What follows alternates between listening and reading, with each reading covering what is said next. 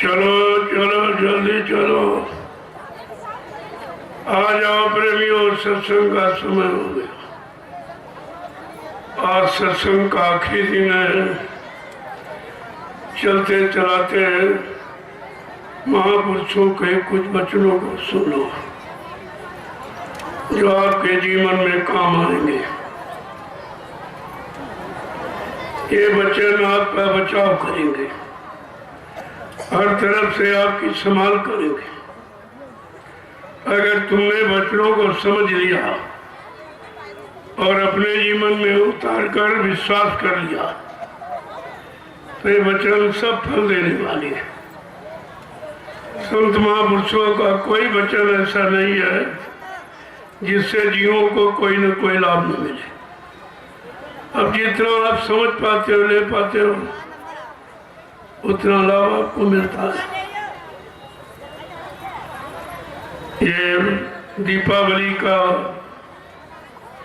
महोत्सव 5 दिवसीय आध्यात्मिक सत्संग समारोह आपके जीवन को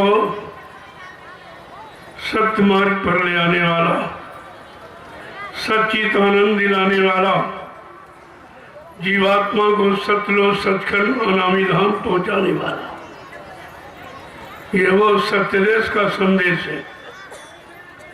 ये संदेश काल देश का नहीं है। काल देश में तो हम फंस गए। अब यहाँ से कैसे निकलेंगे, ये निकालने की युक्ति और जीवात्मा को अपने घर पहुंचाने की युक्ति है। इसलिए बड़ी समझदारी से एक एक वचन को लेके जाओ, और जब घर में बैठो तो वचनों को दोहराते रहो। ये वचन हमारे लिए कहे गए थे, हम कितना मान पाए हैं, कितना चल पाए हैं, अपने जीवन में कितना उतार पाए हैं। जब ये विचार करते रहोगे तो धीरे धीरे धीरे धीरे ये सब लाभ तुम्हारे पास आ जाएगा। जो भी आपको सुनाया गया या आगे सुनाया जाएगा वो जीवात्माओं के कल्याण के लिए। अब यह है कि संसार में जीवात्मा मनुष्य मंदिर में फंसी है, उसे निकालना है। इसलिए कुछ न कुछ सांसारिक जो भौतिक जगत में इस पंच भौतिक शरीर के लिए जरूरी आवश्यक है वो भी आपको बताया जाता। लेकिन हमारा प्योर परमात्मा का रास्ता, जीवात्मा जगह परमात्मा से मिले, अपने घर पहुंचे, काल माया के देश से छुटकारा मिल गया। हमारा इशारा केवल उसी तरफ। अब ये जहां जहां फंस गए हो वहां से निकलोगी कैसे, इसलिए थोड़ी सी आपको ये युक्ति भौतिक भी आपको बता दी जाती। वैसे संतमत प्योर अध्यात्म का विषय, उसमें भौतिक का लवालेश भी नहीं, क्योंकि भौतिक जगत से जीवात्मा को निकालना है और अध्यात्म की तरफ खड़ा करना और उसको उसके घर पहुंचाना है। इसलिए दोनों जरूरी, शरीर के लिए भौतिक जगत और जीवात्मा के लिए आध्यात्मिक जगत। जब दोनों की जानकारी आपको मिल जाएगी तब आपको भौतिक भी समझ में आ जाएगा और अध्यात्म भी समझ में आ जाएगा। क्योंकि बिना भौतिक के आप रह नहीं सकते, क्योंकि हमारी रहनी कहनी भौतिकता की हो गई, आध्यात्मिकता की रही नहीं। अब धीरे धीरे आध्यात्मिक आपको रास्ता बताया जा रहा है, उस पर चलने के लिए आपको बराबर बराबर प्रेरित किया जा रहा है। तो ये आपको सोचना चाहिए तुम्हारे पर यही गुरु की कृपा हो रही। बिना गुरु की कृपा के कोई जीव इधर से उधर जा ही नहीं सकता। आप सोचो हम अपने बल बुद्धि और धन बल से निकल जाएंगे और फंस जाओगे, क्योंकि ये सब भोगों का दलदल है। जैसे दलदल में आप फंस जाओ, अगर ताकत लगाओ तो और नीचे जाओगे, क्योंकि पैरों के नीचे कोई आधार, ठोस आधार नहीं है। इसलिए हमारी शक्ति बेकार चली जाएगी। वो शक्ति निकालने की बजाय और हमको नीचे ले जाएगी। यही कारण कि हम भौतिक जगत में भोगों में खड़े हैं, भोगों के दलदल में फंसे हैं और ताकत लगा रहे और नीचे जा रहे हो। इसलिए अध्यात्म की जरूरत है। बिना अध्यात्म के भौतिक भी सुचारू रूप से चल नहीं सकता। अगर अध्यात्म समझ में आ जाए तो भौतिक तो आपके पीछे पीछे चलेगा, और ये जितने भौतिक साधन ये सब तुम्हारे पीछे हो जाएंगे। फिर आपको मांगने की जरूरत नहीं पड़ेगी।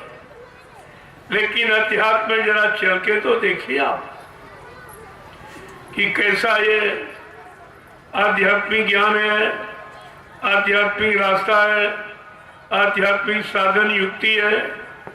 जब सत्संग वचनों को सुनोगे तो आपकी समझ में सब आ जाएगा।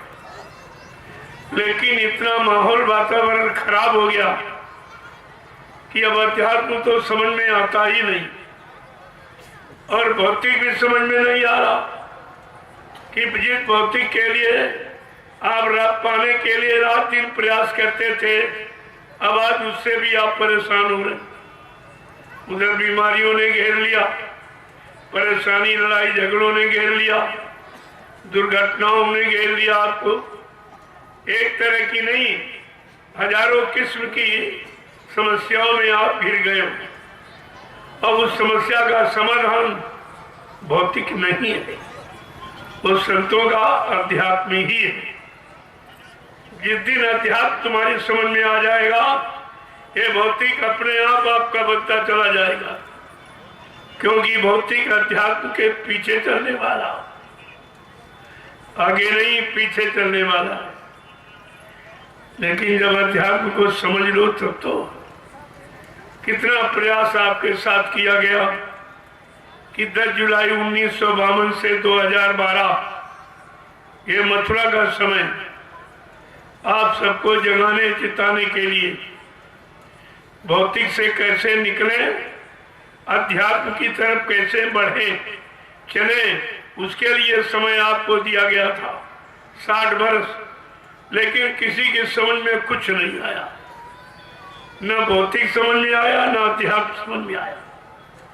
जब भौतिक समझ में आ जाए कि भौतिक में सिवाय दुख, तकलीफ, परेशानी, अशांति के सिवा कुछ नहीं, तो धीरे धीरे अध्यात्म की तरफ आप बढ़ने लगोगे।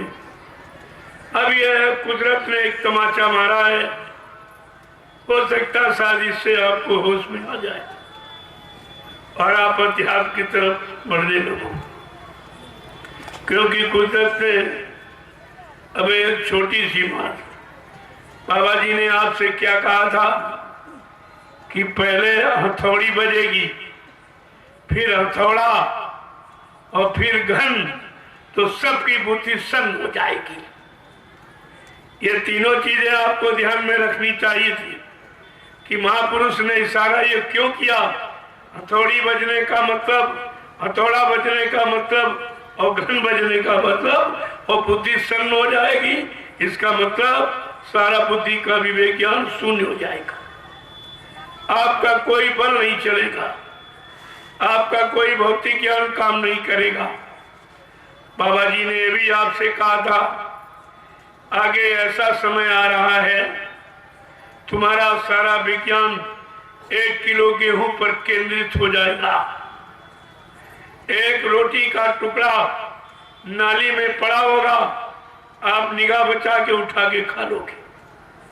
अन्य और दवाओं की कमी पड़ेगी, पेड़ों की पत्ती तुम्हें ढूंढे न मिलेगी। ऐसा आएगा तेरे कर्मों का नजारा, और सुनते तो जाओ संदेशा हमारा। ये आपको बड़े बलपूर्वक आपके लिए इशारा किया था बाबा जी ने। आपने उनके एक भी इशारे को नहीं सोच पाया और मुसीबत तुम्हारे सामने आ टपकी। कहा था बच्चा ऐसा समय आएगा सबकी दाढ़ी में आग लगेगी, कौन किसकी बुझाएगा, सबको अपनी अपनी पड़ी होगी। और वो भी आपके सामने ये कोरोना आया तो सबको अपने बचाव की सूझने लगी, किसी का ध्यान किसी तरफ नहीं रहा। अगर पति बीमार है, कह दिया इसको कोरोना, तो पत्नी उससे मिलना नहीं चाहती, परिवार के कोई लोग उससे मिलना नहीं चाहते। देखिए ये नफरत कैसे पैदा हुई, क्यों पैदा हुई। जो संत महापुरुषों ने आपके लिए इशारा किया था एक दिन सबके दाढ़ी में आग लगेगी, कौन किसकी बुझाएगा, सबको अपनी अपनी पड़ी होगी। आज सबको अपने बच्चे बचाने की पड़ी। ना पत्नी पति को देखना चाहती, ना मिलना चाहती, ना उसको घर में रखना चाहती। ये कैसा समय नफरत का आया। और ये सब आपको पहले से इशारा करके बताया गया था कि बच्चा कोई किसी का नहीं है। तब लोग कहते थे बाबा जी झूठ बोलते, कहते कोई किसी का ही नहीं। तो एक महात्मा जी सत्संग कर रहे थे, एक गृहस्थी बाजार से सौदा लेके आ रहा था। उसने देखा कि अभी थोड़ा सा समय मेरे पास है, हो न हो महात्मा जी का सत्संग सुन ले। तो सत्संग सुनने बैठ गया। उस समय महात्मा जी प्रसंग यही सुना रहे थे कि बच्चा यहाँ कोई किसी का नहीं, सब अपने अपने मतलब के साथी। तो वो गृहस्थी वाला खड़ा होगा कि नहीं महात्मा जी आप झूठ बोलते हो। कहा मेरी स्त्री मेरे बगैर रह नहीं सकती, मेरे बगैर खाना नहीं खाती, आप कहते कोई किसी का नहीं। महात्मा जी ने कहा नहीं बच्चा, कोई किसी का नहीं। कहा मैं ये बात आपकी नहीं मानूंगा। तो महात्मा जी ने कहा इधर आओ, और कहा अच्छा कल से तुम मेरे पास आइए, मैं तुमको एक इल्म, एक ज्ञान युक्ति सिखा दूंगा। कहा ठीक। वो गृहस्थी आने लगा। तो महात्मा जी ने क्या किया, उसको प्राणायाम, प्राणवायु को समेटकर ब्रह्मांड में यहाँ पर खींचने की क्रिया सिखा दिया। साल 6 महीने हो गया। जब वो ट्रेंड हो गया तब एक दिन कहा अब तुम घर जाओ और इस युक्ति का प्रयोग करना। तो दोपहर का समय था, अपने घर गया। उसकी घरवाली रोटी पका रही थी। उसने कुंडी खटखटाई, कहा दरवाजा खोलो। तो पत्नी ने आगे दरवाजा खोल दिया, अपना फिर रोटी बनाने लगी। वो खड़ा रहा, इधर उधर की बातें करता रहा, और एकदम प्राणवायु को समेटा, और समेट के यहाँ पर कर लिया, और आराम से जमीन पर ऐसे पैर हाथ फैला दिए ऐसे देखिए। तो पत्नी बेचारी बड़ी आश्चर्य में हो गई कि अभी तो अच्छे भले आए थे, ये अचानक क्या हो गया। तो उसने आस पास पड़ोस में लोगों को बुलाया। लोग आए, कह रहे भाई डॉक्टर बुलाओ, डॉक्टर बुलाओ। जो गांव में झोला छाप थे उनको बुलाया। उन्होंने नाड़ी वाड़ी देखी। अब उनको विचारों को क्या मालूम, किसने प्राणवायु को समेट के ब्रह्मांड में चढ़ा लिया। उन्होंने इधर उधर देखा, कहा भाई ये तो खत्म हो गए। कहा आप जल्दी करो, दिन थोड़ा रह गया, इनकी तैयारी करो ले जाने चलाने की। और वो तैयारी होने लगी। अब वो सुन रहा सब।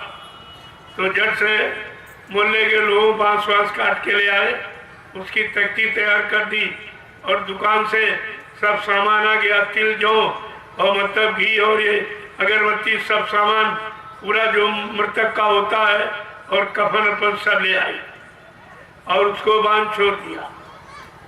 जब बांधने लगे तो उसके हाथ ऐसे थे, कहा ऐसा करो जल्दी ऐसे ही लपेट दो हाथों में भी।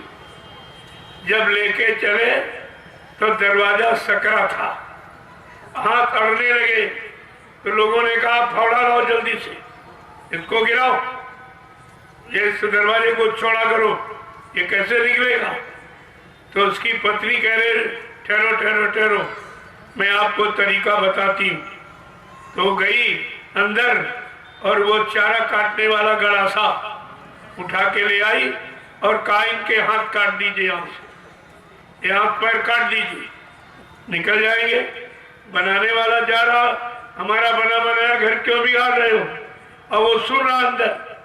तो जैसे उसे गड़ासा दिया और लोगों ने लेने की वैसे कोशिश की, वैसे उसने मारा झटका, तो रस्सी टूट गई, और कफन को समेटकर महात्मा जी के पास दौड़ के गया।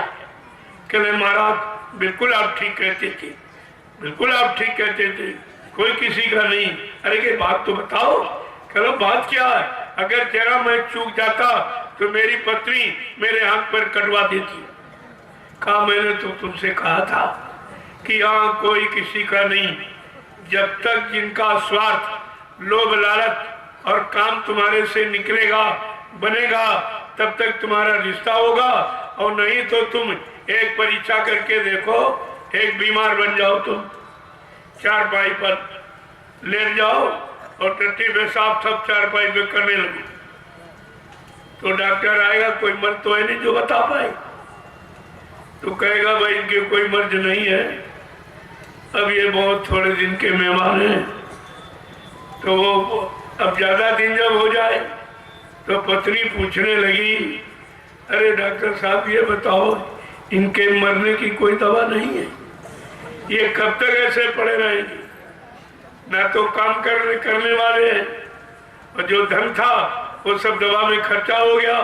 अब पैसा भी नहीं और ये पैदा भी नहीं कर सकता, ये तो बेकार हो गया। अब ऐसा करो, कोई मरने वाली दवा बता दो तो कम से कम जो खर्चा दवा पर हो तो बच जाए, वो तो बच जाए। कहने का मतलब है कि यहाँ कोई किसी का नहीं, सब अपने अपने स्वार्थ मतलब के रिश्ते।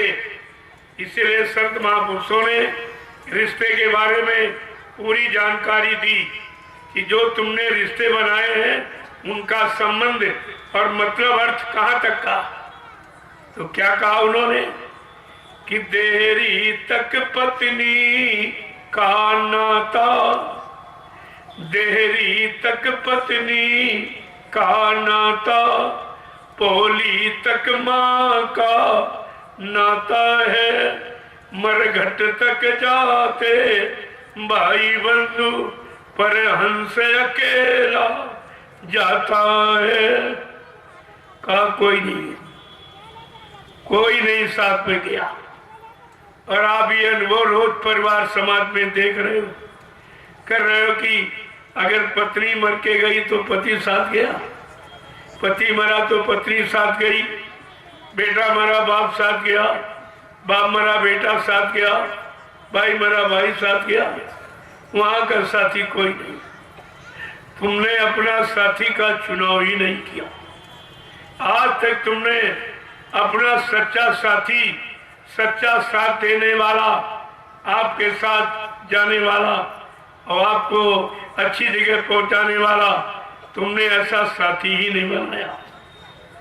तो तुमको संत महापुरुषों ने सच्चे साथी की जानकारी दी। क्या कहा कि संगी साथी गुरु को लेना, इस संगी साथी गुरु जी को लेना, और भेद इन्हीं का जाना है, और सूरती शब्द का साधन करके और अपने घर चल जाना है, फंसना नहीं देश बिराना है। कहते, और आप कहते तो चिल्लाते हो, यहाँ के साथी जय गुरुदेव, वहाँ के साथी जय गुरुदेव, यहाँ मिले हैं जय गुरुदेव, वहाँ मिलेंगे जय गुरुदेव, ये केवल चिल्लाते हो। लेकिन गुरु को ऊपर ऊपर गाता, अंदर में क्यों नहीं लाता? अगर अंदर में यानी समझदारी में अगर इसको आप ले आए तो आपका काम कितनी जल्दी हो सकता। ऐसे समरस साथी आपको बिना खोजे मिल गए। क्या तुमने खोजा था गुरु को? क्या तुम खोजना ढूंढना जानते हो? बिना खोजे आपको मिल गए और बिना मांगे आपको मोलक धन नामदान दे दिया। वो भी आप नहीं जानते थे इनके पास क्या खजाना है, ये कितना बड़ा खजाना लेके आए, इस खजाने से हमारा क्या लाभ होगा, कोई जानकारी आपको नहीं थी। उन्होंने ये सब अपनी मौत से दे दिया। यही कहा, एक तो हमें आपको लेना नहीं मालूम, अगर वो दया करके दे दे तो हम आप रखना नहीं जानते। कितने लोगों ने नामदान रखा, नामदान की महिमा कितने लोगों ने समझी, और नामदान देने वाले की कितने लोगों ने महिमा समझी। न नामदान जाना, न नामदान देने वाली की कीमत जानी, और आपके साथ कितना बड़ा धोखा हो गया जो जीवन में इस धोखे की पूर्ति आपकी कोई नहीं कर सकता। ये नुकसान है। इसलिए महापुरुषों ने हर पक्ष पहलू पर, हर मोड़ पर, जीवन के हर मोड़ पर आपको चिताया, जगाया, होश में लाके खड़ा किया। चाहे राजनीतिक मोड़ हो, चाहे धर्मी मोड़ हो, और चाहे मतलब न्याय सुरक्षा, रोजी रोटी, किसी तरह का कोई जीवन का मोड़ हो, हर जीवन के मोड़ पर आपको सचेत किया गया। आपके लिए व्यवस्था बनाई गई। ऐसे नहीं कहा ये ठीक नहीं, ये ठीक नहीं, नहीं ये अगर ठीक नहीं तो ये ठीक है। ये आपके सामने सब बना के तैयार कर दिया। तब आपसे कहा कि जीवन का मोड़ समझिए। तुम्हारे जीवन का असली मोड़ क्या है, जो जीवन को सही सच्चे रास्ते की तरफ मोड़ के खड़ा करती? वो मोड़ कौन सा? वो है मोड़ संतों के वचन, जिन्हें सत्संग कहते हैं। सत्संग जीवन का मोड़ है। आपको हर सच्चे अच्छी रास्ते पर मोड़ने का काम करता है, लेकिन सत्संग वचनों को जब आप जीवन में उतारने लगोगे तो तुमको अपना जीवन जीना आ जाएगा कि जीवन कैसे जिया जाए। जीवन तो सभी जी रहे, क्योंकि हमारा आपका जन्म हो गया और ये जीवन चल रहा है। ये कहाँ जाएगा? चल के मौत के पास। ये जब तक चलेगा जब तक मौत के पास नहीं पहुंच जाएगा, और वहीं से जीवन का अंत हो जाता। जन्म, जीवन और मृत्यु, ये तीनों चीजें आपकी, और तीनों बातों को आपको समझना चाहिए कि जन्म तो हो गया, लेकिन हम कैसा जीवन जिए जो मौत में जाने के पहले हम अपना वो काम बना लें कि दोबारा मौत के जाल में आना ही न पड़े। जन्म मरण से छुटकारा मिल जाए। काल माया के देश में न जन्म हो न मृत्यु हो। हम वो काम कर लें, वो काम है भजन, इबादत, यानी नाम की कमाई। जब आप ये करोगे तो इससे आपका ये काम हो जाएगा। आप हमेशा के लिए जीवन धारण करना बंद कर देंगे। फिर आपको शरीर वाला जीवन नहीं, केवल रूहानियत की गिजा। उधर जो केवल रूहानियत की गिजा जहाँ, वहाँ ये भौतिक पंच भौतिक शरीर नहीं है, पंच भौतिक शरीर के भोग नहीं है, और भोगों की उधर कोई गंदगी नहीं है। लेकिन बगैर सदगुरु के ये दिव्य ज्ञान और सत्य ज्ञान किसी को मिल नहीं सकता। इसकी कोई मार्केट दुकान नहीं लगी। ये तो सदगुरु की दया से, जहाँ पर कृपा वही सदगुरु की, कहते जिस पर सदगुरु की कृपा हो गई वही बेचारे बच पाए, और बाके फंसे काल के जाल। जहाँ पर दया वही सदगुरु की, वही हुए निहाल, और बाकी फंसे काल के जाल। जिस पर समय की सदगुरु की महान दया कृपा मेहरबानी हो गई, काल माया के देश में वही बेचारे बच पाए, और बाकी सब मार खा रहे। चाहे राजा हो, चाहे धनी मानी हो, चाहे राष्ट्रपति प्रधानमंत्री, कोई पद हो, ये काल माया की सब मार खा रहे हैं। और बाद में भी जीवन भी इनका बीच में समाप्त हो जाएगा। फिर ये जमराजा की जूतियों की मार खाएंगे, वहां भी मार पड़ेगी। वो पूछेगा, तुमको मानव अनमोल मंदिर दिया गया, तुमने मानव अनमोल मंदिर को कहाँ लगाया? जिस काम के लिए मिला था वो भी काम तूने नहीं किया, क्योंकि वो खुदा के दरबार जब परमात्मा के यहाँ हिसाब होता तो वो पूछता है।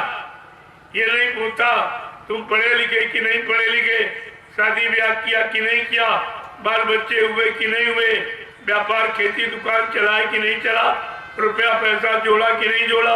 ये कुछ नहीं कहे, कुछ नहीं कहेगा बाल बच्चे पैदा किए कि नहीं किए। वो तो ये पूछेगा, तूने जो जीवात्मा से माँ के गर्भ में जो वादा किया था वो काम तूने किया कि नहीं किया। वो काम क्या है? जीवात्मा, हमारी आपकी जीवात्मा ने माँ के गर्भ में जब थी, वहां तो कोई था नहीं जिसको सहयोग मांगती या मदद मांगती। तो जीवात्मा किससे प्रार्थना कर रही है? गोस्वामी जी महाराज ने रामचरितमानस के माध्यम से उत्तरकांड में सब प्रश्नों का उत्तर लिख के रख दिया कि जीवात्मा ने प्रार्थना क्या किया कि अब प्रभु कृपा करो यही भांति, और सब तजी भज ने करब तीन राती। क्या कह रही?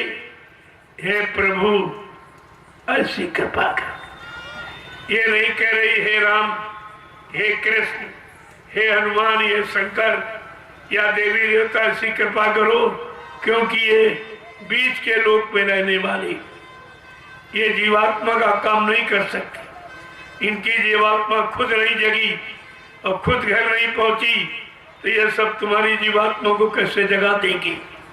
गोस्वामी जी महाराज ने यही स्पष्टीकरण दिया कि जीवात्मा ने ये वादा किया प्रभु से, और प्रभु नाम आया अब, न सतयुग में था, न त्रेता में, द्वापर में था। तो प्रार्थना स्वीकार करता कौन, और कौन भजन में लगाकर जीवात्मा को घर पहुंचाता? ये तो प्रभु नाम अब कलयुग में आया, और संत महापुरुष भी कलयुग में आए। दोनों चीजें, नाम और काम करने वाला, दोनों कलयुग में आए। और तब उन्होंने ये लिखा है कि कलयुग में जीवात्मा का काम प्रभु नाम से होगा। अब प्रभु कृपा करो यही भांति, सब तज भजन करत दिन राती। ऐ प्रभु हमारे पर ऐसी कृपा दिया, मेहरबानी करो, हमें इस गर्भवास की गंदगी से बाहर निकाल दो। बड़ा कष्ट हो रहा है, बर्दाश्त के बाहर हो रहा। कहा ये बताओ, मैंने तो बहुत बार तुमको बाहर किया। कहा लेकिन उस समय प्रभु नाम नहीं था, और प्रभु नाम लेकर अनामी महाप्रभु आया नहीं था। प्रार्थना करती तो मैं कैसे करती? जिससे करती वो भी बेचारे काल माया के हवाले थे। जब उनकी जीवात्मा नहीं जगी तो हमारी क्या जगाएंगे? वह कितना स्पष्ट दिया हुआ। और कहा कि ठीक है, तो अब की बार तुम क्या करोगी? कहा दिन रात तुम्हारा भजन करूंगी। हमने आपने माँ के गर्भ में ये वादा किया प्रभु से कि हमको इस नरक कुंड से बाहर कर दो, मैं आपका दिन रात भजन करूंगा। और भजन तो आप भूल गए, पूजा में फंस गए। पूजा है काल की और भजन है दयाल का। पूजा है बार बार जन्म दिलाने वाली, और भजन हमेशा यहाँ से निकलने वाली। दोनों रास्ते आपके सामने। इसीलिए कहा कि जब शरीर इंद्रियों से पूजा पाठ, तीर्थ व्रत, दान हवन जब गंगा स्नान करोगे तो शरीर को लाभ मिलेगा। क्या लाभ मिलेगा? मान मिलेगा, सम्मान मिलेगा, सम्मान मिलेगा। अगर आत्मा से भजन करोगे तो भगवान मिलेगा। ये भगवान मिलने वाला, वो सम्मान मिलने वाला। चाहे दोनों कर लो, चाहे करो। संत महापुरुष किसी रास्ते की आलोचना नहीं करते, दोनों रास्तों का ज्ञान कराते हैं कि शरीर इंद्रियों से करोगे, शरीर इंद्रियों को लाभ मिलेगा, और आत्मा से करोगे, आत्मा को लाभ मिलेगा। ये दोनों लाभ आपके लिए, चाहे दोनों कर लो, चाहे कर लो।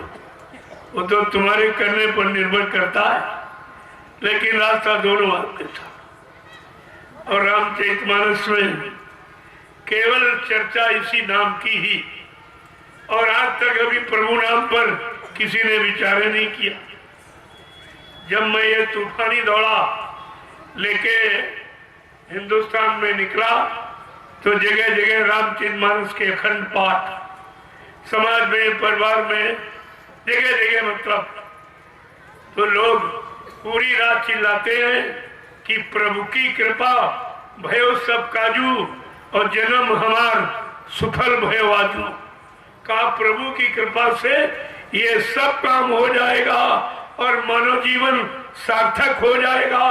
लेकिन आज तक प्रभु नाम की तलाश किसी ने नहीं की कि प्रभु नाम का प्रचार कौन करा रहा, प्रभु नाम की महिमा कौन बता रहा, और प्रभु नाम से जीवात्मा का काम कौन करा रहा। वो आपका हो रहा नैमिषारण्य की तपोभूमि पर।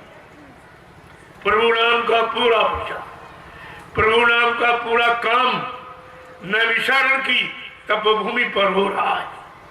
और आपको चल के देखना चाहिए और समझना चाहिए, तो आपकी समझ में सब आ जाएगा।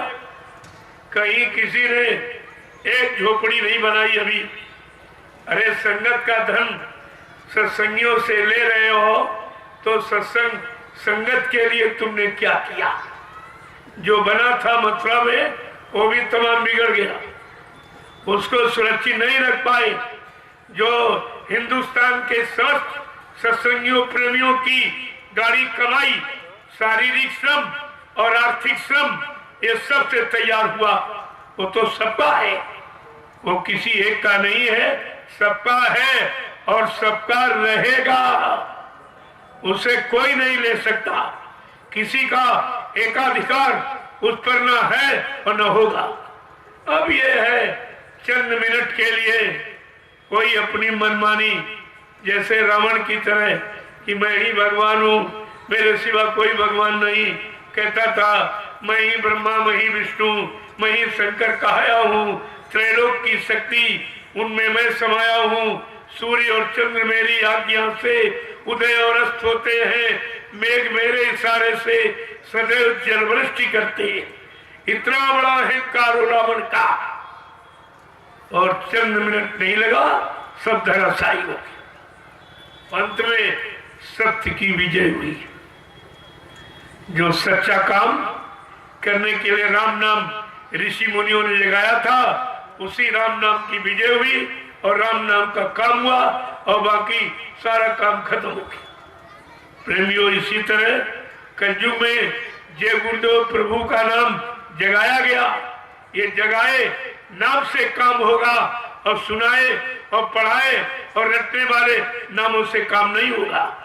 अगर होना होता तो आज कितने दिन से आप सीताराम राधे श्याम चिल्ला रहे हो, कोई काम हुआ? कितने दिन से आप पूजा कर रहे हो देवी की, देवता की, इनकी और उनकी, लेकिन किसी ने तुम्हारा काम किया? कोई बीमारी तुम्हारी हटाई? कोई परेशानी दूर हुई? कोई महंगाई, गरीबी, बेरोजगारी गई? कोई टैक्सों की भरमार खत्म हुई? कोई जीवों की हिंसा, हत्या बंद करा पाया किसी नाम ने? कोई काम नहीं हुआ। क्यों? वो अपने समय के नाम सत्य थे, अपने समय में उन्होंने काम किया और उनके काम का इतिहास बन गया। उन्होंने दुष्टों को मारा, संहार किया और धर्म की स्थापना की। ये उनका काम है, लेकिन उनका अपने समय का काम, आपके समय का काम नहीं है। आप पढ़कर अपने को तटस्थ, मजबूत, श्रद्धालु बना सकते, लेकिन कहो तुम्हारा कोई काम हो जाए तो काम नहीं होगा। काम तो समय के नाम से, इसीलिए कहा समय का डॉक्टर, समय का मास्टर, समय का आचार्य गुरु ही आपका काम करेगा। बहुत अच्छे आए थे लेकिन शरीर से चले गए, उनसे आपका कोई काम नहीं होगा। इस बात को आपको गांठ में बांध लेना चाहिए। सम्राट दाता दयालु ने शरीर से कितना वादा किया आपसे कि मैं व्यवस्था परिवर्तन करूंगा, मैं इसी शरीर से कलयुग को भगाऊंगा, सतयुग को लाऊंगा, न्याय, सुरक्षा, रोजी रोटी की व्यवस्था बना के दूंगा, सबको शाकाहारी बनाऊंगा, सबकी जीवात्मा को जगाऊंगा, परमात्मा से मिलाऊंगा और अपने जगाए नाम जहाज पर बैठाल कर इन जीवात्माओं को इनके घर पहुंचाऊंगा। ये समय का काम है, समय की आवाज पुकार है, और तुमने समय की आवाज को ठुकरा दिया। जिसने आवाज लगाई तो उसको कह रहे हो मर के चले गए, तो ये आवाज को पूरा कौन करेगा? ये आवाज कौन सिद्ध करेगा? ऐसा कोई धरती पर है जो कलयुग को भगा दे और सतयुग को ला के खड़ा कर दे? या न्याय, सुरक्षा, रोजी रोटी की व्यवस्था सारे विश्व की बना दी, तुम अपने घर परिवार की नहीं बना पाए हो, और ये जिम्मेदारों ने देश समाज की व्यवस्था नहीं बना पाई, लेकिन बाबा जी ने विश्व की व्यवस्था बनाने का संकल्प लिया है। ये वादा है, ये छोटा मोटा काम नहीं है, और आपको ये समझदारी रखनी चाहिए। लेकिन तुमने तो कोई समझदारी नहीं रखी, सब आपने भुला दिया। और जब भूल गए तो खुद ही आप भूल-भुलैया में चले गए। अब आपको कोई परेशानियों से, दुख तकलीफों, बीमारियों से निकालने वाला कोई है या ऐसी कोई आवाज लगागा? जो काम यहाँ हो रहा ये भी काम नहीं कोई कर रहा, किसी के बस की बात नहीं है। मैंने शोभा यात्रा निकालकर अपना परिचय दिया था कि मैं कौन सा काम करने आया हूँ। मैं सबको प्रसाद देने आया हूँ, सबको बीमारी महामारियों से बचाने की युक्ति, ये रास्ता बताने आया हूँ। और प्रेम प्यार मोहब्बत सेवा का पाठ पढ़ाने आया हूँ और अनुशासन लोगों को सिखाने आया हूँ।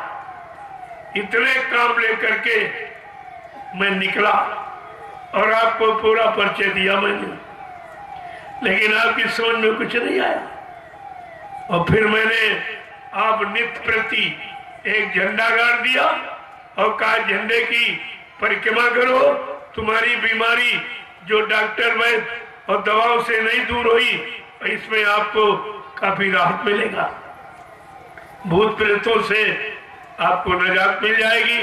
लेकिन शर्त यह है कि आपको शाकाहारी रहना पड़ेगा, बिना परहेज के कोई दवा नहीं काम करती, ये परहेज है। अगर आप शाकाहारी हो जाए तो ये झंडा आपकी बहुत मदद करेगा। और झंडे में लिखा जय गुरुदेव नाम प्रभु का, अरे नाम ही काम करता, झंडा नहीं, जो लिखा है वो नाम काम कर रहा। और नहीं जो लोग कह रहे बाबा जी चले गए, वो भी तो जय गुरुदेव नाम बोलते। एक झंडा गाड़ करके एक जीवात्मा को जगा दे, या एक बीमारी खत्म कर दे, या एक भूत प्रेत से तुम्हारा बचाव कर दे, तो मैं उनकी मान लूंगा? नहीं तो ये सबको मानना पड़ेगा। ये सत्य है जो सबको एक न एक दिन स्वीकार करना पड़ेगा। अरे कब तक तुम नाटक करोगे, कब तक तुम यानी सत्य को छिपाओगे और झूठ को ऊपर लाओगे? एक न एक दिन सत्य तो सत्य ही है, सत्य कभी पराजित होता ही नहीं और सत्य को कोई पराजित कर नहीं सकता। समय है, समय तो झूठ के लिए आता, सत्य के लिए आता, समय अच्छे के लिए और बुरे के लिए, सबको सबके लिए समय बना हुआ। तो आपको ये सब विचार करना चाहिए था।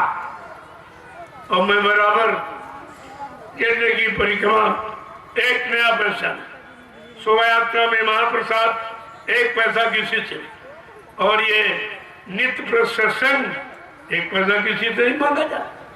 अब ये प्रेमियों ने जो श्रद्धा सेवा भाव से इनकी इच्छा हुई कि नहीं नहीं हमारा 1 रुपए 2 रुपए 10 20 50 रुपए ले लो और इसे किसी अच्छे काम में लगा देना, तो मैंने वो तो आपका स्वीकार किया, मैंने तो नहीं मांगा। आपने श्रद्धा सेवा भाव में दिया है तो मैं आपकी श्रद्धा को ठोकर नहीं मारता, सेवा का तिरस्कार नहीं करता और उसको अच्छी जगह नैमिषारण्य में लगा दिया। चल के आप देखिए तो आपको पता चल जाए कि भाई जो मैंने 1 रुपया 2 रुपया 10 रुपया 100 रुपया इनको दिया, हमारा कहाँ लगा, तो आपको विश्वास हो जाएगा। लेकिन और कहीं अगर आपने दिया होगा तो न तो आप लौट के देखने गए होंगे और न किसी ने आपका लगाया हो। कहीं भी दिया होगा, चाहे पत्थर पर चढ़ाया हो, चाहे जिंदे को दिया हो, लेकिन कहीं पर आपका काम नहीं किया गया। ये काम कोई नहीं कर सकता, यही तो काम की पहचान है। तभी तो लोगों की समझ में आ रहा कि नैमिषारण्य 88,000 ऋषियों की तपोभूमि है। ऐसी तपोभूमि विश्व में कहीं नहीं, इतनी बड़ी संख्या ऋषि मुनियों की कहीं पर जाकर तपस्या नहीं किया, ऐसी भूमि कहीं नहीं है। इसीलिए गोस्वामी जी महाराज ने रामचरितमानस में केवल इसी भूमि का वर्णन किया है। तीर्थवर नैमिष विख्याता अति पुनीत साधक सुखदाता, ये तीर्थों का तीर्थ राजा नैमिषारण्य पावन पुनीत अति पुनीत है। अति सर्वत्र वर्जते, अति वर्जित कहा गया, लेकिन गोस्वामी जी महाराज ने अति शब्द का प्रयोग किया है। अति माने जिसकी कोई सीमा नहीं, कोई हद नहीं, कोई नाप तोल नहीं, ऐसा वो पावन पुनीत यानी स्थान है जहाँ 88,000 ऋषियों ने तपस्या करके इसको पावन पुनीत बनाया। और कहा उस भूमि का लाभ किसको मिलेगा, वो भी लिखा है, साधक सुखदाता, साधकों को सुख देने वाली। जब किसी संत के साधक नाम की कमाई, नाम की साधना करेंगे, उनको उस भूमि का लाभ मिलेगा। ये सब बयान आपके यहाँ है, लेकिन आपने उसको पढ़ा नहीं, पढ़ा तो आपने समझा नहीं। और कितने गांव बस गए नैमिषारण्य की धरती पर, कितने शहर कस्बे बस गए, लेकिन जो लाभ गोस्वामी जी महाराज ने रामचरित मानस के उत्तरकांड में रखा, वो लाभ किसी को नहीं मिला।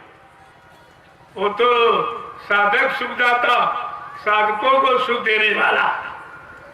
जब किसी संत के साधक नाम की साधना करेंगे, उनको उस भूमि का लाभ मिलेगा। देखिए कितना साफ साफ वर्णन है, लेकिन समझ में किसी के नहीं आया। और बाबा जी ने बड़ा जबरदस्त इस भूमि का इशारा किया। जब 1997 में आप लोग गए होंगे नैमिषारण्य में, जब गुरु पूर्णिमा का कार्यक्रम 10 जुलाई से 23 जुलाई तक मनाया गया था 1997 में, तो बाबा जी ने आखिरी दिन क्या कहा था, बच्चा ये 88,000 ऋषियों की तपोभूमि है, यहीं से सतयुग के अंकुरन निकलेंगे, अंकुरन निकलेंगे। मथुरा में नहीं कहीं कहा कि मथुरा में सतयुग के अंकुरन निकलेंगे, या काशी में निकलेंगे, या अयोध्या में निकलेंगे, कहीं नहीं कहा। गोस्वामी जी महाराज ने ये सब कुल लिख के बताया आपको। और बाबा जी ने भी जबरदस्त भूमि का इशारा किया कि सतयुग के अंकुरन यहीं से निकलेंगे। तो प्रेमी अंकुरन क्या आसमान में निकलेंगे? अरे जमीन सबका आधार है। तो मैंने उन्हीं वचनों को ध्यान में रखकर और वहां पर वो ऋषि मुनियों की तपोभूमि को आपकी गाड़ी कमाई से खरीद लिया गया। आपकी, मेरा उसमें कुछ नहीं है। आपने जो 1, 2, 10, 50, 100 दिया, उसको मैंने संभाल के रखा, क्योंकि मेरे पास तो कोई खर्चा नहीं, कोई फल फ्रूट मेवा मैं खाता नहीं, कोई घी तेल तला मैं प्रयोग करता नहीं, कोई ईठा मीठा मैं खाता नहीं। मेरा बहुत सादा हो, 1 रोटी दोपहर 1 शाम, सादा बिल्कुल भोजन। तो तुमने जो दिया वो सब बच गया, क्योंकि कपड़ा तो हम पहनते नहीं, आपने दे दिया तो पहन लिया। ये कपड़े भी आपके दिए हुए पहन रहा हूँ, 1 रोटी सुबह शाम वो भी आपकी दी हुई खाता हूँ। और आपने गाड़ी दे दी कि मैं तो पैदल प्रचार करने वाला, साइकिल से प्रचार करने वाला। कहा नहीं नहीं, हिंदुस्तान बहुत बड़ा है। तमाम स्वार्थी लोभी लालचियों ने गुरु परिवार में विघटन पैदा कर दिया, गुरु से लोगों को अलग कर दिया, गुरु की दया से लोगों को हटा दिया। तो जितनी जल्दी हो सके गुरु वचनों को आप गुरु परिवार के प्रेमियों के कान तक पहुंचा दीजिए। मैं तो आपके आदेश का पालन कर रहा हूँ, सबके कान तक गुरु वचनों की आवाज पहुंचा रहा हूँ। ये सब आपका काम, जो आप दे रहे हो इसी में तेल डालता हूं। आपकी सेवा का तेल डालकर, तेल का हवन करके सारे हिंदुस्तान में गुरु की हकीकत का पर्दाफाश कर दूंगा। जय गुरुदेव। ये काम आपका हो रहा और काफी हद तक हो गया, थोड़ा बहुत बाकी रह गया है, वो भी गुरु की दया से वो भी हो जाएगा, उनकी दया से सब हो जाएगा। हमको अपने गुरु पर भरोसा है, ईश्वर पर विश्वास है, ये सब काम होगा। देर भले हो लेकिन अंधेर नहीं हो, क्योंकि सबका समय निश्चित है। वो तो बाबा जी ने पहले ही कह दिया था कि मतलब यानी आगे एक ऐसी नाजुक स्थिति बना के खड़ी कर दूंगा, फिर एक छोटी सी लीला करूंगा, छोटा सा खेल खेलूंगा। मेरे लीला और खेल को देखकर तुम भ्रमित मत हो जाना और भजन करके मेरा इंतजार करना, इंतजार करना। भजन करते बचनों को याद करते, ये इंतजारी का विषय ये। बचन भूल जाओगे तो भजन भूल जाओगे। भजन तो तुम ऐसे कर ही नहीं सकते हो, क्योंकि भजन बगैर सत्संग और बगैर सेवा के भजन कोई कर ही नहीं सकता। जब सत्संग सुनोगे तो आपकी समझ में आएगा कि भजन बनने का तरीका क्या है। कहा वो तो सेवा है। क्यों? भजन कलयुग में जीव कर ही नहीं सकता। तामस दे भजन नहीं होई। कलयुग में तामसी आहार है, तामसी विचार है, तामसी क्रियाकलाप, लिहाजा कलयुग का जीव भजन नहीं कर सकता। लेकिन जब सेवा करेगा तो धीरे धीरे मन की गंदगी छटेगी, और जैसे मन की गंदगी खत्म हुई आपका मन भजन में लगने लगेगा। लेकिन बगैर गंदगी भोगों की उतरे भजन नहीं होगा। नाम योग की साधना जब ही होगी जब भोगों का मैल मन से उतरेगा। जो मन पर चढ़ गया है भोगों का मैल, उसी के कारण मन का यानी लगाव भजन में नहीं हो रहा। तो जब तक भोगों की गंदगी बगैर सेवा के, वो भी परमार्थी सेवा, जिस सेवा से तुम्हारा भी काम हो और तुम्हारी सेवा से ऐसी व्यवस्था बना दी जाए भविष्य में आने वाले लाखों लोग लाभ उठाए, उसको कहते परमार्थी सेवा। नैमिषारण्य में जो आप दे रहे हो उसी से निर्माण कार्य हो रहा।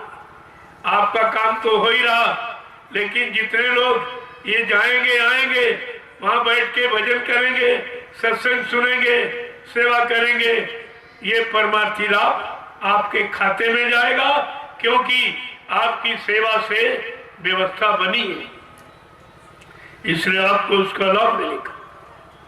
ये परमार्थी सेवा। जब तक संत महापुरुषों के परमार्थी वचन नहीं सुनोगे, परमार्थी सेवा आप समझ ही नहीं सकते। सेवा तो सभी लोग करते, परिवार की, बाल बच्चों की, देश की, समाज की, लेकिन परमार्थी सेवा कौन कर रहा? जिस सेवा से अपना भी लाभ हो और लाखों जीवों का परमार्थ बने, अध्यात्म बने, आध्यात्मिक कमाई करने में उनको सुविधा मिले, उनको तरक्की हासिल हो, वो है परमार्थी सेवा। ये तो कोई नहीं कर रहा, इसलिए आपका ये सब काम आपके सामने हो रहा है। मैं इधर उधर की बातें करता ही नहीं, क्योंकि हमको आपका कुछ नहीं चाहिए। हमको सिर्फ तुम्हारी जरूरत है। लोगों को तुम्हारे धन सामान की जरूरत और हमको तुम्हारी जरूरत है, क्योंकि हमारा गुरु परिवार 45 करोड़ का, इतना लंबी संख्या का यह जन समर्थन न किसी राजनीतिक नेता पार्टी के पास और न किसी धार्मिक संस्था के पास। तो हमें किसी के सामने हाथ फैलाने की जरूरत ही क्या? किसी के झंडे के नीचे जिंदाबाद मुर्दाबाद कहने की क्या जरूरत? अगर हम अपने परिवार को इकट्ठा कर लें और 45 करोड़ का परिवार अगर इकट्ठा हो जाए तो सब तुम्हारे सामने झुक जाएगी, सब झुक जाएंगी और तुम विजय पा जाओगे। लेकिन तुम्हारी अभी बात नहीं समझ में आ रही। मैं अपने परिवार को ही तो इकट्ठा कर रहा हूं, मैं और कौन सा काम कर रहा हूं? न किसी की निंदा करता हूं, न किसी की अवहेलना करता हूं, न किसी का निरादर करता हूं, न किसी का तिरस्कार करता हूं। अपना गुरु परिवार जो बिखर गया है उसको इकट्ठा कर रहा हूं। और देख लीजिए ये संख्या, ये तो अभी कुछ नहीं है। जब 45 करोड़ जहां इकट्ठे हो जाएंगे, कहीं ऐसा मैदान है जिसमें 45 करोड़ आ पाएंगे? जब ये थोड़े से लोग 1 2 3 जिले के थोड़े थोड़े आ गए, तब तो यहाँ जगह नहीं मिल रही। कितने लोग इकट्ठे होकर। इसी तरह से अगर एक व्यक्ति 10 प्रेमियों को जगाए तो देर नहीं लगेगी इसका। तुम्हारा सहयोग और तुम्हारा भी नाम हो जाएगा, क्योंकि बाबा जी ने ये वादा किया कि अगर मेरे आध्यात्मिक सत्संग वचनों को सुनाकर अगर तुमने एक भी जीवात्मा को सही सच्चे रास्ते पर मोड़ के खड़ा कर दिया तो तुमको 1 लाख यज्ञों के समान फल मिलेगा। इतना बड़ा लाभ एक जीव को जगाने का। इन स्वार्थी लोभी लालचियों ने एक भी जीव जगाया नहीं। ये तो सब बाबा जी के जगाए जीव। एक भी जीव जगाया नहीं। अपने स्वार्थ लोभ लालच के लिए करोड़ों जीवों को गुरु से अलग कर दिया, ये काम किया। जबकि बाबा जी ने 1971 में आदेश किया था, कहा बच्चा मैंने ये आध्यात्मिक बगीचा बड़ी मेहनत परिश्रम और संघर्ष यात्रा सहकर लगाया है। मेरे इस बगीचे का एक भी पेड़ सूखने हटने मत देना। तो क्या घर में बैठकर बगीचा की सुरक्षा करोगे? अरे बचनों से होगी। और कहा कि और तुमने इन्होंने एक भी आदेश माना किसी, एक भी यानी सत्संगी प्रेमी को गुरु की जगह टिकने नहीं दिया, बल्कि भगाने की कोशिश, हटाने की कोशिश इतनी ज्यादा की कि सबको गुरु के दरबार से अलग कर दिया, गुरु शरण से अलग कर दिया, गुरु से मिलने वाला लाभ उससे वंचित कर दिया। ये कितना भारी नुकसान। क्या इस अपराध को कोई क्षमा करेगा जो गुरु के बरखिलाफ है? गुरु के आदेश के एकदम बिल्कुल विपरीत कैसे माफी मिलेगी? अरे आज नहीं तो कल इनको पछता करके आंसू गिरा के इनको फिर आना पड़ेगा। कोई दूसरा रास्ता कहीं तैयार नहीं है। यही एक रास्ता है जहां गुरु की चर्चा और गुरु की बनाई व्यवस्था को बिल्कुल दृढ़ता मजबूती के साथ रखा गया है। और सुबह शाम भजन करते, और कहीं भजन होता है चले जाओ, कहीं सुबह शाम कोई भजन करता है। जब वो खुद ही नहीं भजन जानते तो लोगों को भजन क्या सिखाएंगे, क्या कराएंगे? अगर भजन करते होते तो गुरु को थोड़ी भूल जाते, गुरु से अलग थोड़ी हो जाते। भजन गुरु की दया पाने के रास्ता है, युक्ति है, वो भी खत्म हो गया, कुछ नहीं। तो आपको तो विचार करना चाहिए। इसलिए मैं जो भी आपके सामने कर रहा हूं बिल्कुल एकदम खुला ऐलान है। मैं पर्दे में कोई बात कहता नहीं। जो कहूंगा सरे मन से कहूंगा, इधर उधर बैठ के कुछ नहीं।